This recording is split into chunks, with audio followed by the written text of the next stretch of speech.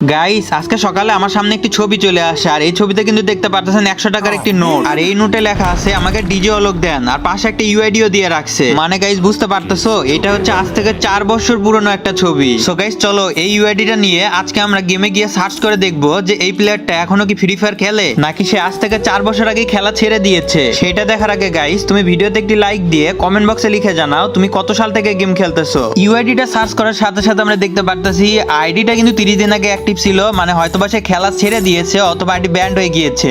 তো guys ID level হচ্ছে 55 আর সে বায়োতে কিন্তু লিখে রাখছে নো প্যানেল নো রেজিডিট ফেয়ার প্লেয়ার পিসি, মানে সে কিন্তু গাইস একজন পিসি প্লেয়ার ছিল। আর আমরা যদি বুয়া পাসের দিকে লক্ষ্য করি তাহলে কিন্তু দেখতে পাচ্ছ একটাও কিন্তু বুয়া পাস নেই, সে হয়তো 2023 সালের শুরুর দিকে খেলা ছেড়ে দিয়েছে। আর হ্যাঁ তোমাদেরকে একটা গুরুত্বপূর্ণ কথা বলার ছিল, সেটা হচ্ছে তোমরা কমেন্ট বক্সে তোমাদের ইউআইডি লিখে যাও, তোমাদের যে কোনো 3 জনকে আমি ফ্রেন্ড রিকোয়েস্ট পাঠাবো।